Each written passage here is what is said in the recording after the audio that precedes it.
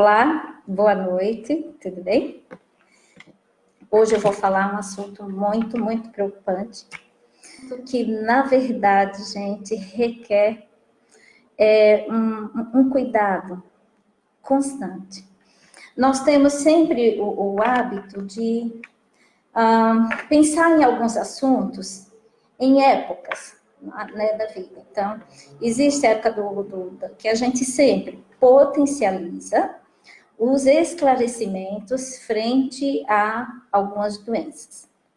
Então, tem o câncer de mama, tem o câncer de próstata, e aí vai com algumas doenças. Esse mês ficou muito acentuado e direcionado para o suicídio na infância e na adolescência. Eu quero fazer aqui um parêntese para que vocês, pais, fiquem alerta a vida inteira. A vida inteira com os filhos. É porque a vida inteira eu vou pensar em suicídio? Não. Ficar alerta a vida inteira com os filhos é igual a um dos componentes à prevenção do suicídio.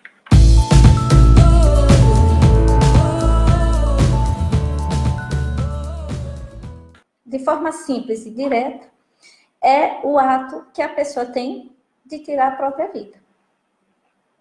Mas, sabidamente, quando uma pessoa tira a própria vida, na verdade, ela não quer morrer. Ela quer aliviar o sofrimento, ela quer parar de sofrer. Então, a depender da situação, a depender do momento, a depender da dor que tem o psicológico dessa pessoa, pode ocorrer um ato extremo que é de suicídio. Na criança, o índice ainda não é tão exato. O índice do adulto, ele é mais exato, a incidência, do que na criança. Algumas vezes porque antes dos 9 anos,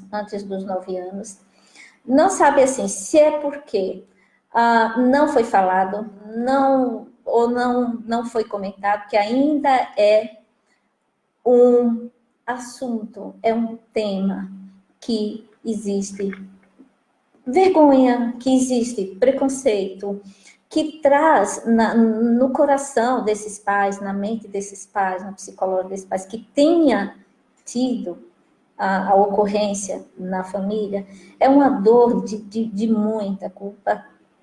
Muitas vezes não é falado. E mesmo estudos ainda não comprovam abaixo assim, de 10 anos a incidência. Mas eu vou ver aqui para vocês,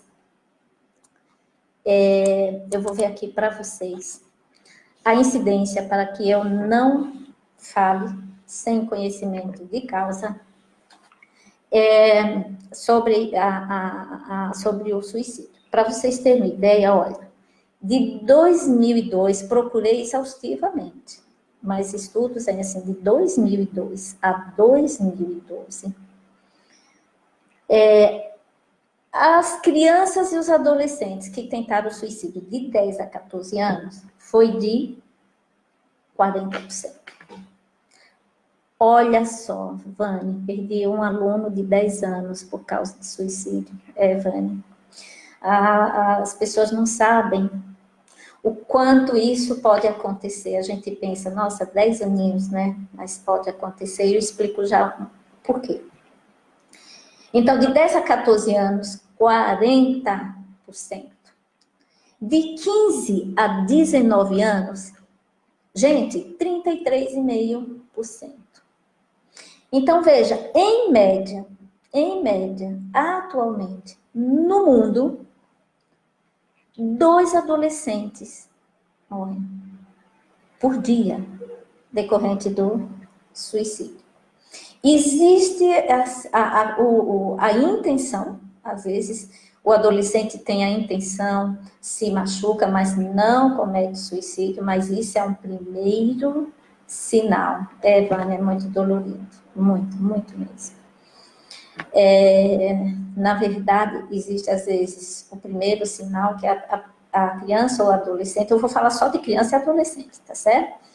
A segunda idade mais comum são os idosos, mas eu vou falar só de criança e adolescente. Então, o que acontece? Se, em média, que é computado, 2 adolescentes por dia morrem.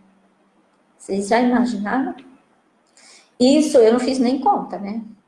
No mundo, e eu não consegui pegar, assim, por exemplo, quantos milhões, né, que tem de pessoas nessa terra de meu Deus. 2 por dia é uma média, mas imagine que tem lugares que ainda não é nem contado essas mortes por suicídio de adolescentes. Então, existe a ideação, ou seja, é o pensamento do morrer, e existe o ato em si, que é tirar a própria vida. E como eu falei, muitas vezes, a maioria das vezes, essas pessoas, elas querem diminuir a própria dor.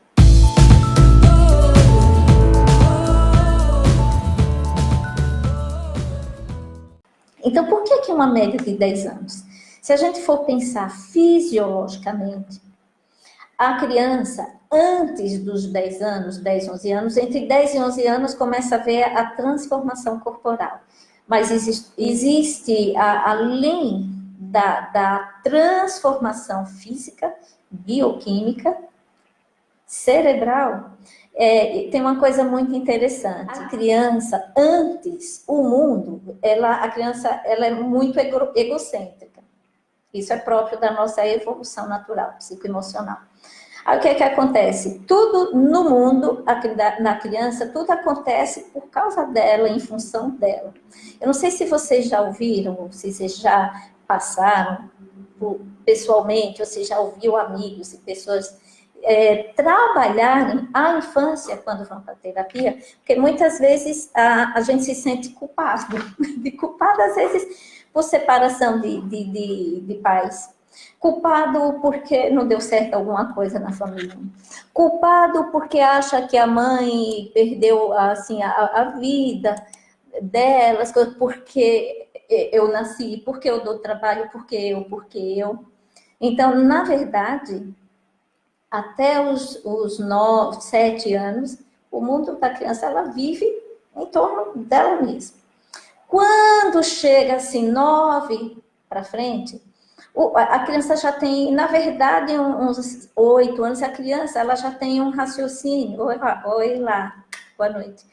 Ela já tem um raciocínio mais abrangente. Aí ela começa a pertencer ao ambiente, ela começa a se perceber fora do âmbito só familiar e do mundo dela, quando começa a ter as alterações do próprio corpo, quando chega a pré-adolescência. E quando chega essa fase, que existem as transformações físicas, existe também a transformação cerebral.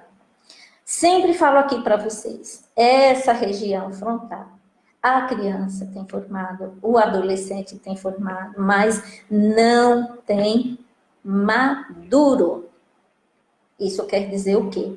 Eu tenho raciocínio, eu faço as operações, começo a fazer interpretação de texto, mas eu não tenho ainda a maturação para que eu trabalhe algumas emoções, para que eu coloque o raciocínio acima da emoção.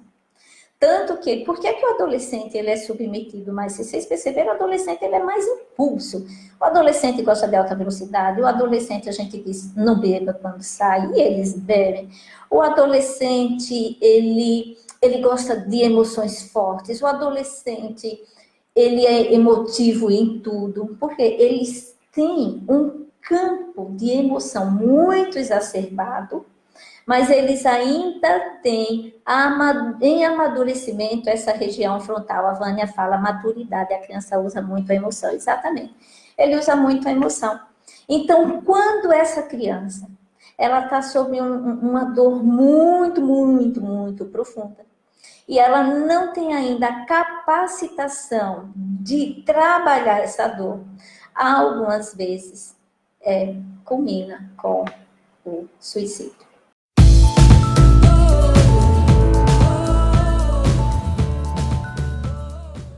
Quando a gente fala em prevenção do suicídio, a gente fala, gente, em bebê intraútero. Entende? Por exemplo, e vocês já ouviram falar no estresse, um estresse acentuado após um trauma emocional. Seja ele que venha a ser através de algo que aconteceu fisicamente, algo que aconteceu psicologicamente, tá certo? O que isso faz? Vamos pensar na vida intrauterina. A mãe está grávida, tá certo? Aí ela teve uma perda importante na família. Ela perdeu o emprego. Ela soube que tem uma doença. Ela adquiriu uma hipertensão. Ou ela soube que o neném pode ter algum problema. Essa criança, ela, dentro da vida intrauterina, onde ela tem o contato com a primeira emoção dela com o mundo é através da mãe, o que acontece? Ela já pode ter memória celular no neurônio, e isso pode dar o que a gente chama estresse pós-traumático. Entendeu? Aí é uma criança que de repente nasce e é uma criança que lá na frente vai mostrar medos. Nossa, embora o medo é natural na infância, a partir dos 4 anos, elas começam a imaginar mais coisas, a ter medos, a falar de bicho-papão, a falar que não sei quem vai pegar. Minha filha tem 14 anos, e quando ela sofreu trauma na vida intrauterina, a mãe rejeitou totalmente. Vânia, sempre ter o cuidado, sempre. Porque ela tem uma história, né, intraútero. Então, sempre ter o cuidado no observar, sempre ver a tendência emocional, comportamental dessa adolescente. Eles ficam, né, guardados no nosso subconsciente. Então, sempre, a adolescência por si só, ela já é uma fase de transição. Antigamente dizia que eram os hormônios, né? Hoje já se sabe que é pela imaturidade do cérebro. É uma fase que eles vivem intensamente a emoção, mas tem uma modificação hormonal, mas não é só o hormônio que faz isso. Lembrando que o sistema neuroendócrino, eles estão associados. Hormônios e neurotransmissores. Mas o comportamento tem muito mais a ver com imaturidade cerebral e neurotransmissor. Tá certo? Pois bem, como devemos agir? Eu vou falar isso no decorrer, tá, Vânia, da live. Então, o que acontece? Essa criança, quando ela tem o estresse pós-trauma intrauterino, então ela já tem aquela memória celular. E emocional. Ou seja, eu conheço as emoções, as primeiras emoções, através da emoção da minha mãe. Essa criança, quando nasceu, e essa criança ela é privada de carinho, de atenção, de uma boa alimentação, de cuidados. E às vezes essa criança ela não é privada. Às vezes, por exemplo, a mãe, ela, por história própria dela familiar, ela fala mais alto, ela fala de forma mais ostensiva. Como que essa criança vai receber isso? Ela vai se sentir agredida? Não vai se sentir agredida? Então, tem uma história para culminar com o suicídio. Então, quando a gente fala em prevenção do suicídio, nós que somos pediatras, mães, professores, educadores, cuidadores, escolas, creches, trabalha a prevenção desde agora, desde o sempre. Bom, mas aí eu estou numa escola e eu já pego adolescentes que são problemas. Realmente isso é mais difícil e aí o trabalho é multidisciplinar. Então, o primeiro contato que eu tenho com a emoção, ele pode ser um fator, veja, gente, não estou dizendo que vai ter, fator predisponente. Para aquela criança, para aquele adolescente. Por que eu estou falando isso? Porque a prevenção começa lá atrás. Uma prevenção com mais base, né? Está na Bíblia assim, que a gente deve construir uma casa com as bases sólidas, porque senão a casa cai. E a base, onde vem a base? A base vem da família. Então, pesquisadores, por exemplo, dizem, e pelos estudos, sugerem que o adolescente e o pré-adolescente, eles têm limitação de trabalhar a frustração. Qual é a mãe que não sabe disso? Qual é o professor? Qual é o pediatra? Mas hoje vocês percebem o quanto se tem trabalhado, a gente vê pessoas que têm falado na internet mesmo, vemos assim pessoas que têm se dedicado ao encontro com pais e que fala da importância que é a frustração da criança. Por exemplo, aquela criança que não pode chorar, porque tem que dar tudo que ela quer, fazer tudo que ela quer, do jeito que ela quer, como ela quer, a hora que ela quer. Ou seja, essa criança, ela não é treinada emocionalmente para as intempéries, as dificuldades da vida. Então, quando chega na adolescência, por si só, já não tem, fisiologicamente, já não tem uma maturação, muitas vezes, para as frustrações. Aí, se eu não aprendi lá atrás, como que eu vou ter a aptidão agora? Aquela que não foi desenvolvida. Mas, muitas vezes, essa aptidão, ela é tentada ser desenvolvida, mas tem crianças que são mais difíceis. Sou mãe do Pedro, lembra? Esse é um tema muito importante, saudades. Boa noite, querida, saudades também. Então, na verdade, o que acontece? Meu amor querido, entrou, filho, que Deus te abençoe.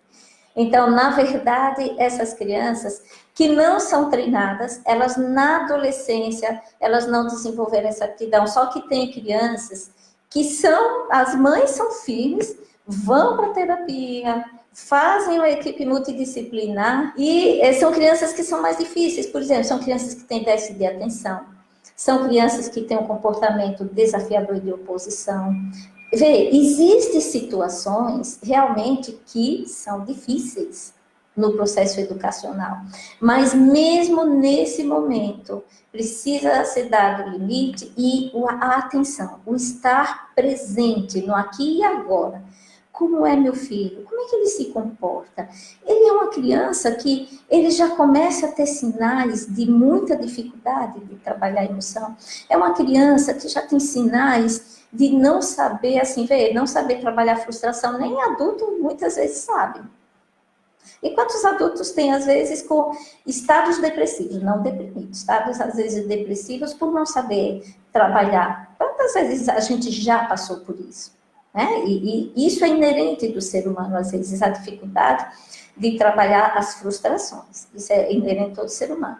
Agora, aquela criança que não aprendeu, aquela criança tudo aqui, agora, do jeito que quer, responde pai, responde mãe. Quando chega a gente no mundo lá fora, e o mundo começa a dar limites, como é que esta criança, como é que esse adolescente vai trabalhar essa emoção? Ou seja, quando o mundo começa a mostrar, porque ele não aprendeu antes.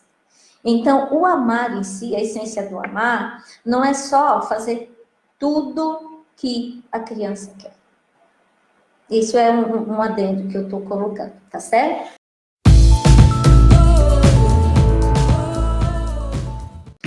Primeiro, eu vou falar do estresse pós-traumático. O estresse pós-traumático, como eu disse, ele pode vir desde a vida intrauterina, ou seja, aquela criança onde está em um lar desequilíbrio, aquela criança que apanha, aquela criança que a mãe não observa ele, aquela criança que fica muito tempo lá no jogar, ele fica tranquilo, ele fica quieto, e aí eu posso fazer o serviço da casa. A criança que teve uma perda de um ente querido, isso é um fator predisponente, ou seja, eu tive um estresse, como que eu trabalho esse estresse? Então, isso daí é importantíssimo, importantíssimo se observar. Esse é um fator predisponente. Segundo fator... tem outra coisa importante. Hoje já se sabe que as pessoas que têm o suicídio, é muito sério mesmo, Fanny, ele tem fatores associados, veja, social, psicológico, tudo tá junto, emocional, físico. Sabe quando eu digo para vocês assim, cuidado com a alimentação, cuidado com a hora do sono. Lembra quando eu falo isso para vocês? Teve uma live passada que eu falei o seguinte: a criança precisa ter horários, rotinas. Sabe por quê? Porque quando ela chega na escola, ela não aprendeu a ter rotina em casa. Ela chega na escola, ela tem que ter a rotina da hora de estudar, a hora do lanche, a hora de brincar. Aí ela não aprendeu quando chega na escola, ela não aprendeu, ela não sabe, tem essa habilidade, aí ela começa a se tornar reativa, ou seja, o mundo lá fora é um mundo agressivo para mim, porque é um mundo que não faz aquilo a qual eu estou adaptada no meu primeiro mundo e no meu segundo mundo. O primeiro mundo é a vida intrauterina, o segundo mundo é depois que a criança nasce, tá certo? Então, quando a criança não tem este preparo da alimentação, porque a alimentação, gente, neurotransmissores, vitaminas, sais minerais, para que esse corpo e esse cérebro trabalhem em sintonia. Porque se não produz neurotransmissor suficiente, e já é comprovado que pessoas deprimidas têm baixa de dopamina e baixa de serotonina.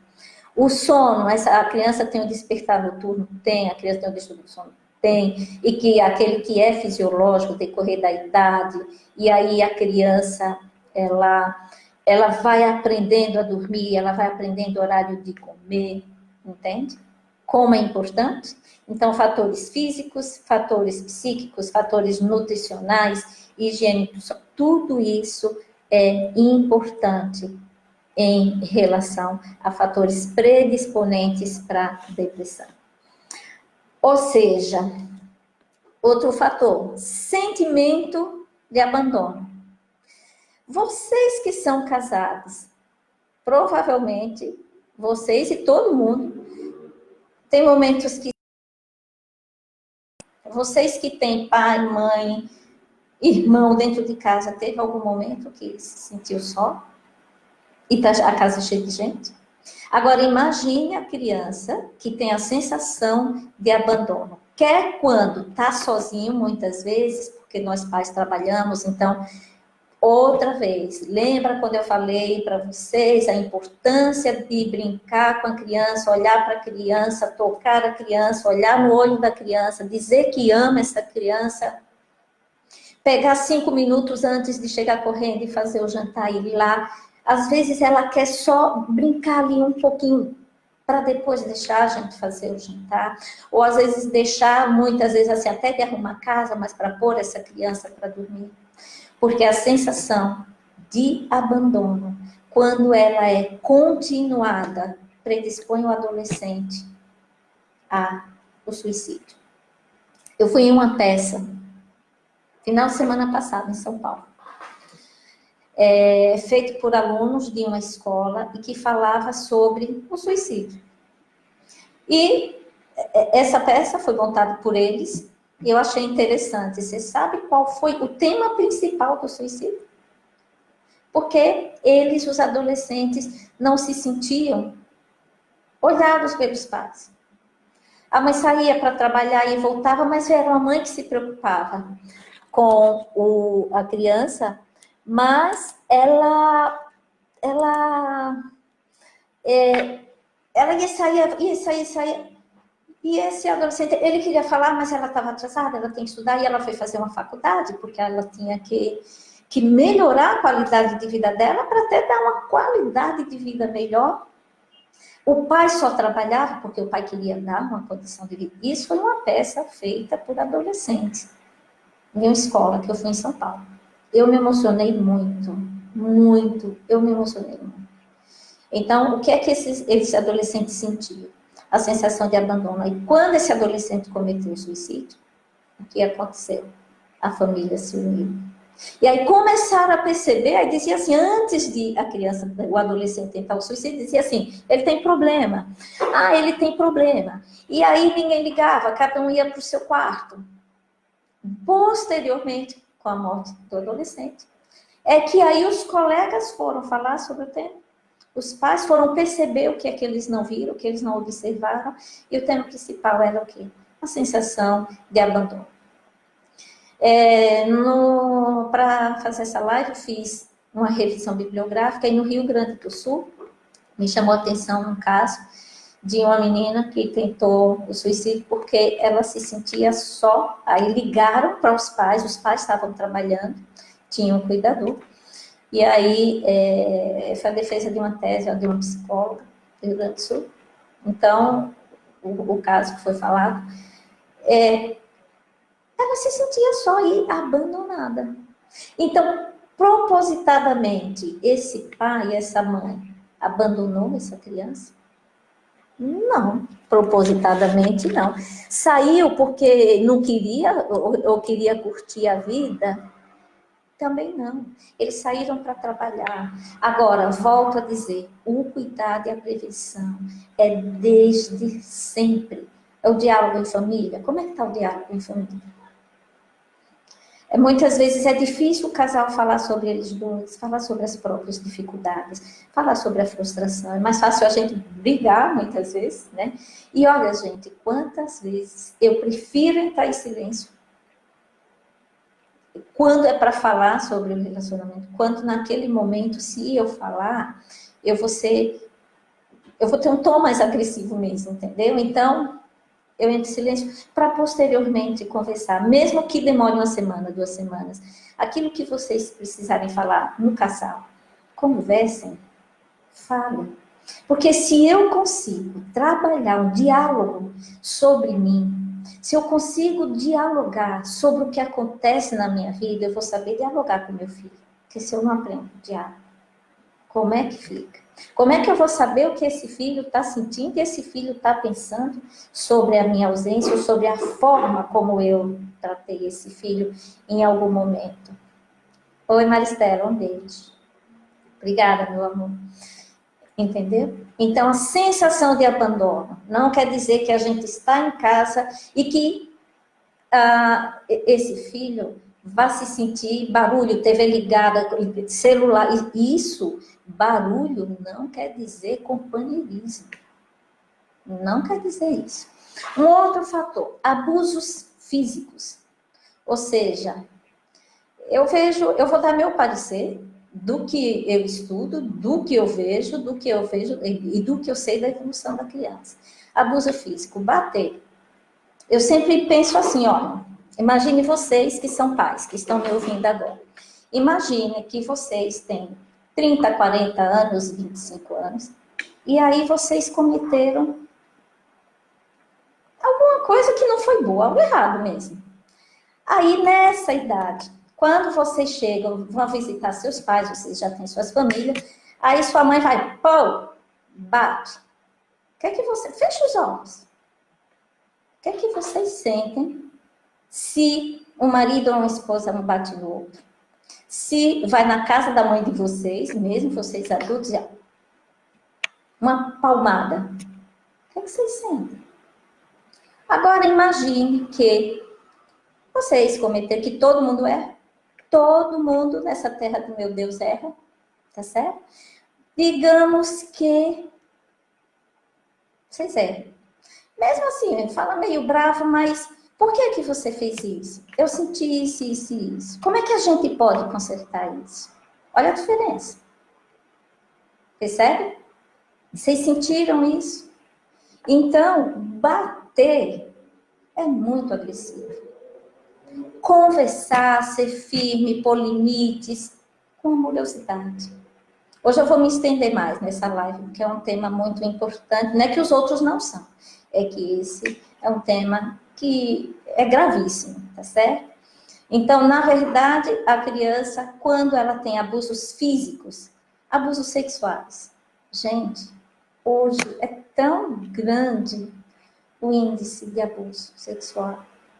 Aí a criança tem 3 anos, 4 anos, pensa que essa criança não vai guardar isso. Vai guardar. Então, com quem vocês deixam seus filhos? Onde vocês deixam? Cuidado com isso. Tá certo? Abusos psíquicos. Você não presta para nada. Você não sabe nada. Você é um burro. Aí isso vai formando a personalidade, o autoconceito. Eu sou burro, eu não sirvo para nada, minha mãe não me ama. Eu perco o potencial que eu tenho de desenvolver o melhor de mim, eu perco. Porque quem é que tem mais ascendência sobre uma criança e sobre um adolescente? É o pai e a mãe. O que o pai e a mãe falar, então se o pai e a mãe diz que essa criança, ela não serve para nada, no mundo dela, isso, Vânia, comunicação violenta, exatamente. A comunicação violenta. Entende? Então, esses abusos são fatores predisponentes. Então, isso leva a um estresse pós-traumático. O qual a Vânia falou que é muito grave. Desorganização familiar.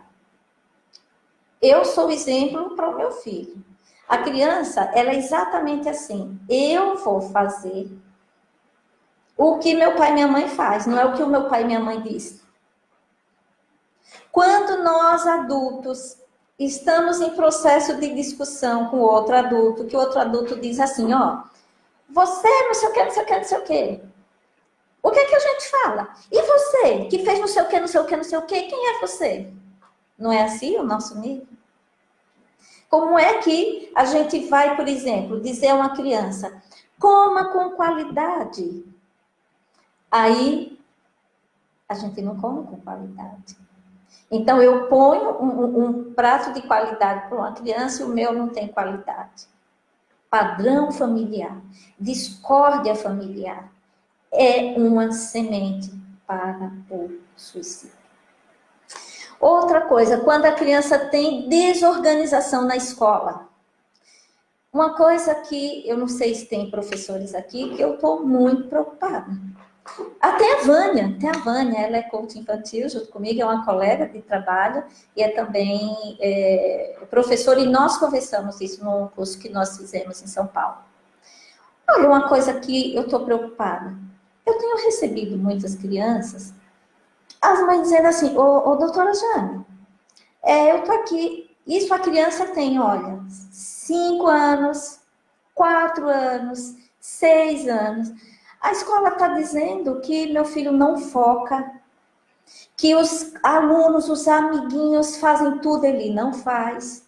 Gente, 5 anos, se é para a criança aprender, é aprender brincando. Ela não tem, assim, no mundo...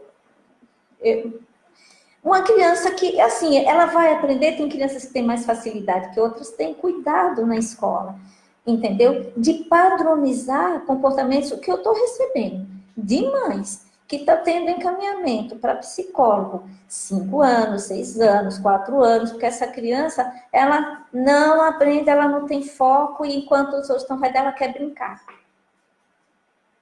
Tem que ter muito cuidado. Então, a criança, onde ela se sente fora do sistema, o que é que vai introjetar nela? Eu sou incapaz. Tem algo errado comigo. Eu sou burro. Como a Vânia falou, comunicação não violenta na escola, a comunicação não violenta na creche, a comunicação não violenta na casa do pai e da mãe, na casa de familiares.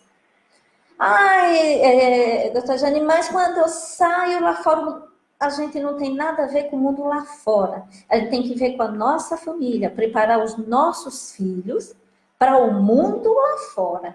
Aí é outra coisa. Percebem isso?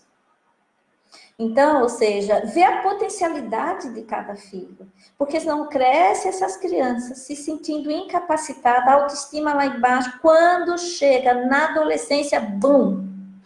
Ó, somatória de coisas. Aí tem uma tendência.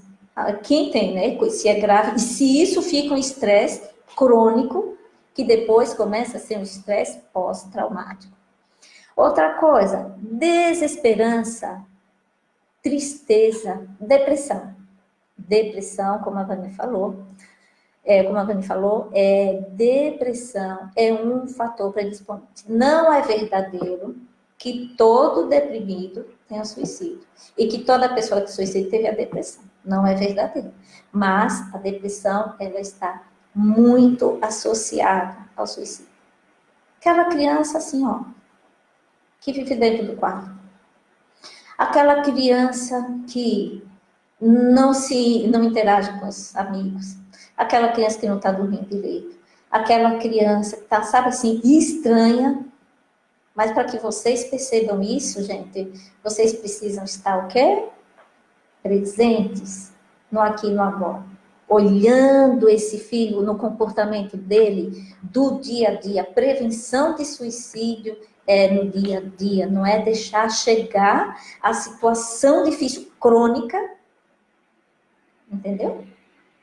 Então, isso deve ser também, por exemplo, numa consulta nossa do pediatra. Vamos pôr a minha responsabilidade como pediatra.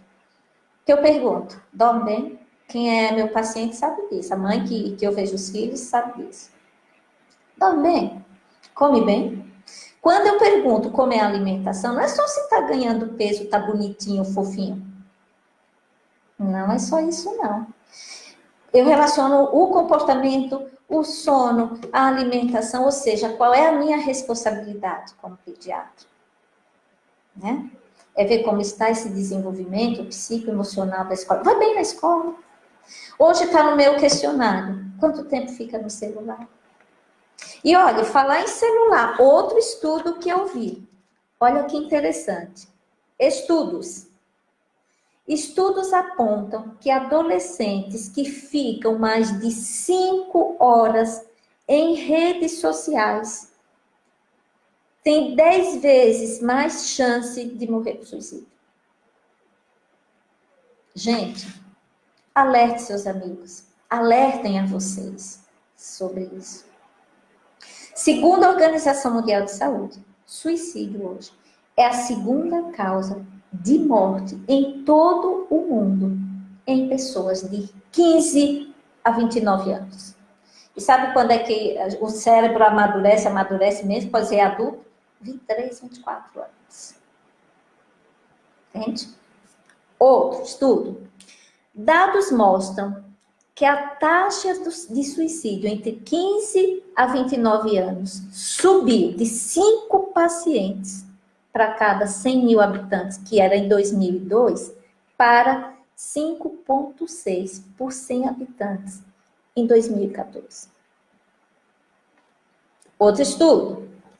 Suicídio aumentou 40% em pré-adolescentes de 10 a 14 anos. E aumentou 33,5% de 15 a 19 anos. Sério? A ansiedade todo mundo tem, a ansiedade ela tem o seu lado positivo. Eu tenho ansiedade de resolver as coisas, ansiedade, ela em doses pequenas, ela tem, como o medo tem o seu valor. Agora, a ansiedade exacerbada, ela tem que ser cuidada, ela tem que ser trabalhada. Vocês mães que percebem, assim, que seus filhos já têm um comportamento que preocupe, fale com o pediatra. E nós pediatras, nós, os professores, os cuidadores, quem está em creche. Ou seja, quando a criança tiver um comportamento preocupante, diferente, ela não é esse comportamento.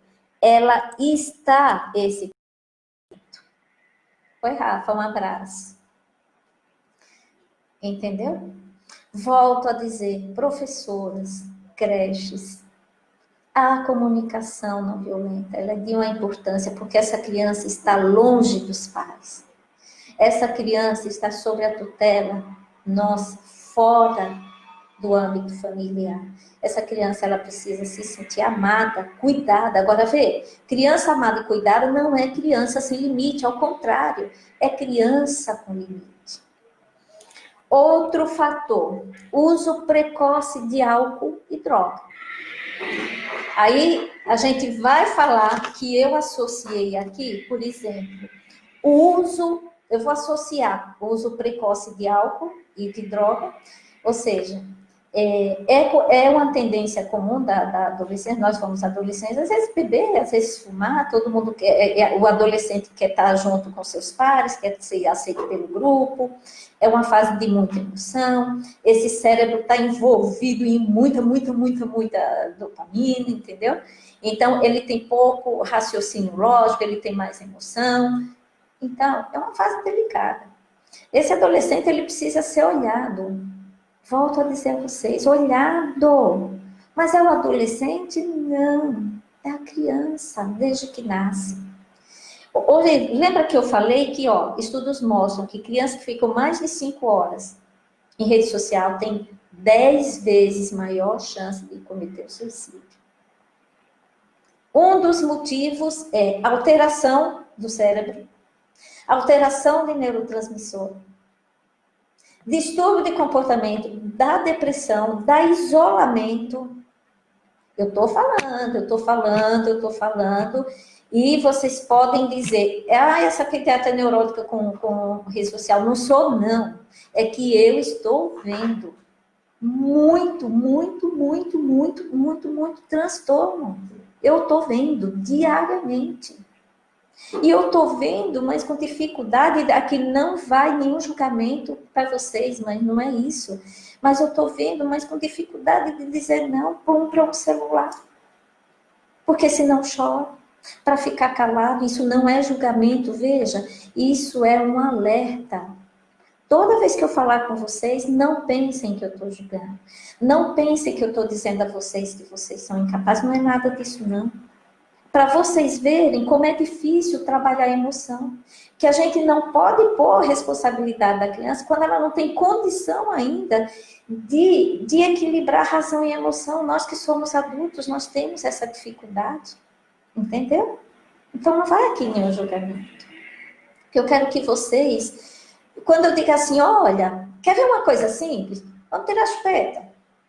Ah, chora. Ah, chora. Aí fica essa criança na fase oral, do desenvolvimento emocional, vai lá assim, 2, 3, 4 anos, na fase de bebê, não tem nenhum julgamento. Aí lá na frente eu quero que ela tenha um comportamento da idade cronológica dela, mas a idade psicológica não está acompanhando. Ela não aprendeu.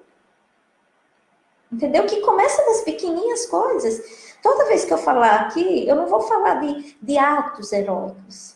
Eu vou falar de coisas simples. Que é a chupeta, que é a alimentação adequada, que é a hora do sono, que é pôr esse bebê na cama na hora certa, assim, na cama do neném, não ficar muito tempo na cama dos pais, para que essa criança, elas criem independência. Então, tudo isso vem, lá de trás, tá certo? Então, quando esses adolescentes e essas crianças, elas não têm assim, hora, não tem dia, não tem hora, é o tempo todo celular. Primeiro vicia esse cérebro, e eu já falei aqui para vocês sobre o uso indiscriminado do celular, leva a vício do cérebro. Entendeu? E aí é que nem assim, alguém fuma, eu dou um cigarro, dou a bebida e de repente, tiro. Como é que fica esse cérebro? Doidão de pé. Aí, quem não fuma só falta bater em parede, sei lá, né? Assim é o celular. Vamos pensar adulto aqui. Adulto que está viciado em celular. Vê se não é difícil vocês tirarem. Então, o que é que essas crianças hoje veem muito na rede social? Ensina a se matar, ensina a se cortar, encontra pessoas que aí eles começam a desabafar e que a vida não tá boa, que a vida não tá... Sabe que tem pessoas que fazem? É isso mesmo, tem que morrer. Aí eles se matam. A tal da baleia azul, aquela boneca horrorosa que saiu muito tempo aí, que teve morte nos Estados Unidos. Esses adolescentes, por exemplo, você quer uma coisa que faz adolescente se suicidar? Bullying na escola. É aquela criança, e o que é bullying? É uma outra pessoa, não vou falar em conceitos, vou falar na prática. Eu sofro bullying, ou seja, eu estou sofrendo uma não aceitação de grupos, tá certo? E aí começam a chacotar, começam a colocar fora do grupo. O bullying é uma grande causa de suicídio na adolescência. Nos Estados Unidos, é uma das principais causas. Quem já não viu, quantas vezes a gente vê nos jornais que uma criança saiu, um adolescente saiu, 10, 11, 12, 15 anos, 18, 20 anos, e ó, na escola. Cuidado com o celular. Cuidado quando esses filhos, tem que olhar o que esses filhos veem. Ah, mas nessa idade, já tem 17 anos, é difícil nessa idade, dificílimo. Mas é dificílimo. Então, quem o filho não está com 17 e 16 anos, já previna antes, tá certo? Observar sinais de depressão, que eu já falei, aquela criança, o adolescente que fica muito isolado, que chora muito, ou que não se relaciona com as pessoas, começa a mudar o hábito alimentar. Aquela criança que começa a ir mal na escola, muda o comportamento. Cuidado com aquela criança, aquele adolescente que diz que vai se matar. Cuidado. Tem que ter cuidado. Você tem tudo o que quer, eu faço tudo por você. Olha, isso não adianta, esse diálogo não adianta nada. Então, observar esse filho. Amor. Doutor, eu amo meu filho. Quando eu digo amor, existe o amor sentido, o amor falado e o amor mostrado. Deus três. Sinta, fale e haja. Olha esse filho, tá certo? Não diga assim, isso não é nada não, passou, isso também não vai adiantar. É observar, validar o sentimento, o sofrimento desse adolescente. E o que é o validar? Validar eu sei o que você está sentindo, eu sei que é difícil. Não negar, não entrar na fase da negação, que isso é muito difícil. Vai passar. É dolorido a gente ver que um filho nosso pode ter uma tendência de suicídio. Né? É muito difícil isso. Tem uma escuta atenta. O que é uma escuta atenta? Eu vejo você.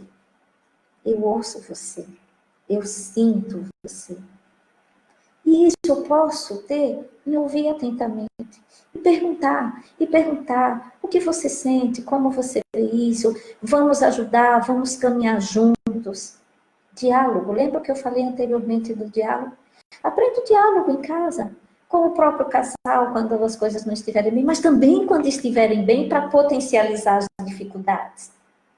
Potencializar as coisas boas que existem na família. Entende? Isso é de capital importância. Isso requer o quê? Tempo, disposição, dedicação. A adolescente trancado dentro do quarto sozinho não dá certo. Pré-adolescente trancado dentro do quarto sozinho não dá certo. Criança que fica com o celular o tempo todo jogando para ficar quieto porque eu estou ocupado, não dá certo. Não. Ele é tão quietinho, ele é tão maravilhoso, não me dá o trabalho. Abra o olho. Abra o olho. Ouvido. Observação. Pai e mãe, Deus deu o dom de pai e mãe ter intuição, ter instinto de preservação da própria espécie. Olhem, ouçam, parem, observem. Procurar ajuda disciplinar. Lembra que eu falei que o suicídio ele tem um conjunto psíquico, físico, emocional, social. Quando o adolescente ele se sente muito inferior, quando ele sente que a vida não tem sentido, eles tentam suicídio. Então, o que é uma ajuda multidisciplinar? Ajuda multidisciplinar é você procurar. Meu filho tem deficiência nos estudos. Fala com o pediatra. Aí o pediatra vê. Precisa de fono, precisa de psicólogo, precisa de psiquiatra. Se precisar, precisa ou não de tratamento. É uma criança que tem hiperatividade, é uma criança que tem uma das situações mais difíceis que eu acho, em termos comportamentais, quando não existe doença, eu acho que é o transtorno de oposição. Essas crianças, elas requerem mais trabalho. E muitas vezes precisam de tratamento, porque essas crianças, elas têm associado um déficit de atenção. Transtornos psiquiátricos também, tem crianças que têm transtornos psiquiátricos. Então, o acompanhamento multidisciplinar, psicólogo, psiquiatra, às vezes é um fono, porque essa criança ela pode ter alteração no processamento auditivo. E que aí vai. Lá na frente, essa criança começa a ter autoestima baixa, porque ela tem dificuldade de aprender, ela tem dificuldade na escola, e ela entra no mutismo, no mundo dela. Aí aquela criança que não tem transtorno, mas aí fica muito tempo, se ela começa a ter, desenvolve hiperfoco. Aquela criança que de repente se sente só e a mãe nem sabe, o pai e a mãe estão trabalhando mesmo para a sobrevivência da vida. Então, o acompanhamento multidisciplinar é importante. Então, gente, o suicídio, a prevenção, ela vem desde sempre. Agora, a Vani perguntou sobre a criança que foi rejeitada. Não tem um mês que eu dei uma palestra sobre excesso de mídia, e eu falando sobre os sentimentos da criança, e teve a seguinte pergunta: a criança que é adotada, a criança que, por exemplo, às vezes é adotada, os pais fizeram uso de droga, essa criança pode sim nascer com um pouco de estudo de atenção, de aprendizado, da emoção. Ela pode ter internamente o sentimento da rejeição, mas isso é bíblico, isso está em livros de psiquiatria, isso está em livros de psicologia, isso está em livros de pediatria, o amor. O amor, ele dá a paciência, o amor da compreensão, o amor da persistência, né? E isso agora, tem personalidade, cada um tem a sua e ela vai sendo formada posteriormente com a essência da própria pessoa, com o que ela viveu dentro do útero, quando ela viveu fora do útero, ou seja, e o que vem inerente de cada ser humano, né? Então, tem crianças que dão mais trabalho que outras. Então, gente, volto a dizer o amor. O amor sentido, o amor falado, o amor visto. A ação do amor é que vai ajudar a prevenção do suicídio, associado à determinação, associado à observação. Tem dificuldade na educação, procure ajuda. Eu tenho dificuldade a dar limites, isso é natural. Eu tive. Eu dei. Mas quantas vezes eu fiz terapia para saber como educar o meu filho? E quantas vezes, na maioria das vezes, uma das coisas que eu dei para o meu filho foi acompanhamento psicológico. E não é que ele tinha transtorno, tinha algumas coisas que eu precisava, eu era mãe, a emoção estava muito associada, então, faltam 4 minutos. Gente, hoje 1 hora de live, aí que esse tema é importante, né? Então, ele fez terapia. E se eu preciso, vou para terapia. É por isso que eu acho que hoje eu tenho tanta facilidade, pelos estudos que eu faço do coaching infantil, pelo que eu estudo da neurociência relacionada ao desenvolvimento da emoção, que hoje, para mim, é fundamental em relação à criança e ao adolescente, e até os pais, a emoção dos pais. Eu não esqueço de vocês, antes eu olhava mais a criança. Hoje eu olho muito para vocês, o sentimento de vocês, a dificuldade de vocês. Mas olha, gente, com dificuldade a gente tem que ir mesmo, com medo a gente tem que ir mesmo, com dúvida tem que ir mesmo. Então, todos se ajudam nessa terra, né? Então, procurem ajuda, tá certo? E tenham a vocês uma boa semana, uma boa noite e até a próxima semana.